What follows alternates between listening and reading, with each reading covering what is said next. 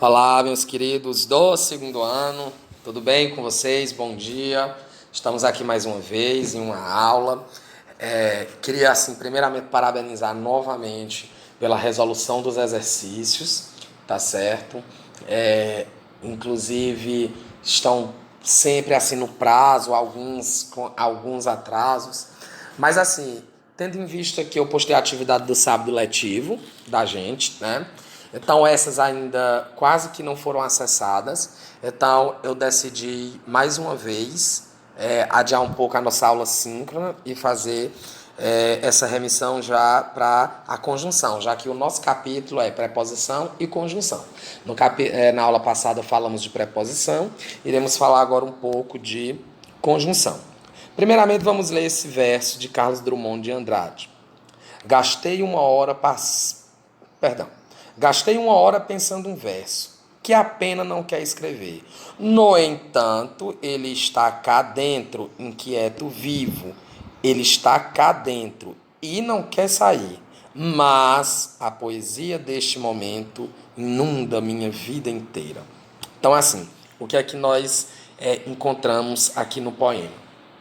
A presença de conjunções que fazem o papel não só de ligar os termos, né, mas de apresentar uma função de significado a ela. E, de acordo com a conjunção que é utilizada, essa significação pode haver alteração. Então vamos lá os comentários em relação ao poema.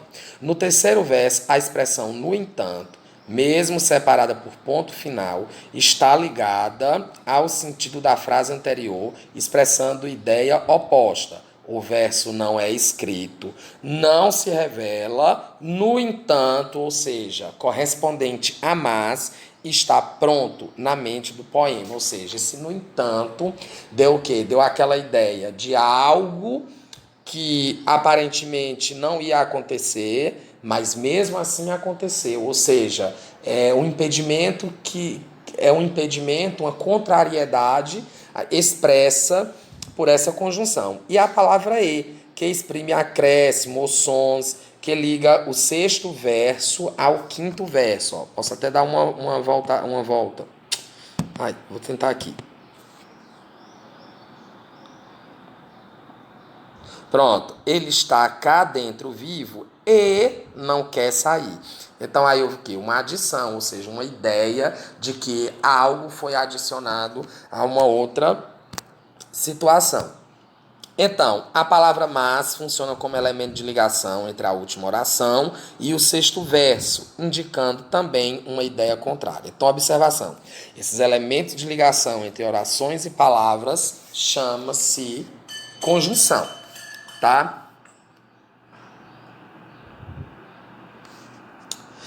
Então, qual o conceito de conjunção? Conjunção é uma classe de palavras que tem o poder de habilitar uma oração inteira a exercer no interior de um enunciado a função sintática que poderia ser desempenhada apenas por uma palavra. Além disso, ela tem a propriedade de ligar orações sintaticamente independentes ou termos semelhantes em um mesmo enunciado. Ou seja, quando ele fala em função sintática, é porque vai ter toda uma questão de ligar os termos da oração, inclusive a ligação de períodos compostos, a ligação de períodos compostos por coordenação, e tudo isso vai ter uma significação da qual vou esclarecer para vocês em seguida. Então, para que servem as conjunções? Perdão. Para dar conta da complexidade crescente do mundo e das ideias. A linguagem verbal também se desenvolve e cria mecanismos específicos para estabelecer relações entre as ideias. Então vocês se apregoem aí, ó, estabelecer relações entre as ideias. Então essas relações, elas são proporcionadas pelo uso dessas conjunções, tanto dentro de um período composto subordinado quanto coordenado. Então, assim, elas ocorrem nessas três perspectivas. Né? Eu vou ver se dá para a gente mostrar pelo menos duas dessas perspectivas hoje, que é a conjunção na perspectiva sintática, na perspectiva morfológica e na perspectiva semântica. Então veja só, na perspectiva sintática, elas conquistaram o campeonato. Ok, nós temos uma oração, né, simples. As jogadoras estão comemorando, pois elas conquistaram o campeonato. Então, nós já temos aqui uma relação estabelecida pela conjunção pois. A frase A constitui um enunciado independente. Já em B, a frase passa a indicar a causa do que se diz na oração. As jogadoras estão comemorando, ou seja, já teve uma nova relação de significação entre elas. Na perspectiva morfológica, as conjunções são palavras compostas por morfemas gramaticais e que não sofrem flexão, portanto, elas são invariáveis, né? No entanto, mas, você não consegue imaginar mases, nos entantos, né? Então, ou seja, elas são invariáveis. Elas podem ser representadas por uma única palavra, como pôs, e, que, mas, ou por uma locução, à medida que, de forma que, apesar de que, as locuções terminam sempre com uma conjunção, tá bom? E a conjunção na perspectiva semântica, que geralmente é a mais cobrada nas provas de concursos, Enem, vestibular, enfim, são mais cobradas porque ela exige da gente um conhecimento de significado e também de aplicação dentro da oração.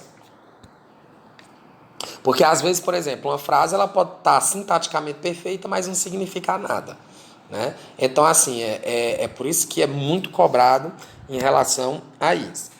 Então, a conjunção, além de ligar palavras ou orações, dá uma direção argumentativa ao texto e estabelece uma relação semântica, ou seja, de significado, entre as orações. As conjunções elas podem ser coordenativas e subordinativas.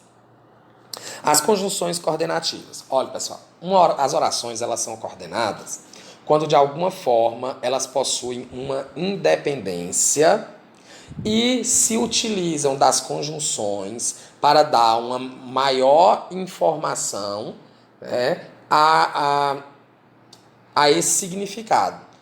No entanto, elas conseguem sobreviver umas sem as outras, né? E é justamente essas coordenações que vai dar uma amplitude maior a essa significação. Aí as situações, elas são diversas. Aditivas, ou seja, ideia de adicionar. Nós temos saio feliz e volto cansado, ou seja, sai feliz, né? E adicionou ainda uma outra informação e volto cansada. Adversativa, como eu já falei no início, uma ideia de oposição, contraste. Eu estarei em casa, mas não vou atendê-lo, certo? O que seria o lógico? Estar em casa e atender a pessoa. Então essa conjunção, ela deu o quê? Uma ideia de contrariedade. Como eu estou em casa e não vou atender? Então coloca um impedimento. As alternativas, como o próprio nome diz, são possibilidades que temos de escolher. Então, caso ou viajo, né? Fácil. E, além de tudo, esse exemplo são extremos, né? Caso ou viajo. Ora faço isso, ora faço aquilo. As conclusivas, ideias de conclusão de um pensamento. Ela é nova, portanto, não irá namorar. Ou seja, fez uma conclusão. Logo, portanto, por isso, pois, após o verbo, ela é. Então, as conclusivas, ideias de conclusão de um pensamento. Ela é nova, portanto, não irá namorar. Então, nós já temos uma conclusão pelo primeiro enunciado. Ela é nova. Logo se conclui que não é para namorar, né? A palavra logo, portanto, por isso, pois, após o verbo, ou seja, posposto ao verbo, vai ser conclusivo. Ela é catanduvense, é pois, boa gente, também conclusivo, porque o pois veio posposto ao verbo. Nós temos ainda ideias explicativas, né? Aonde dá ideia de explicação, razão ou motivo. Não brinque com fogo, porque é perigoso. Também porque, que, pois, antes do verbo, ou seja, quando ele vem anteposto ao verbo, vai ser explicativo. Por exemplo, ela passou no vestibular, pois estudou muito. Temos o verbo estudar.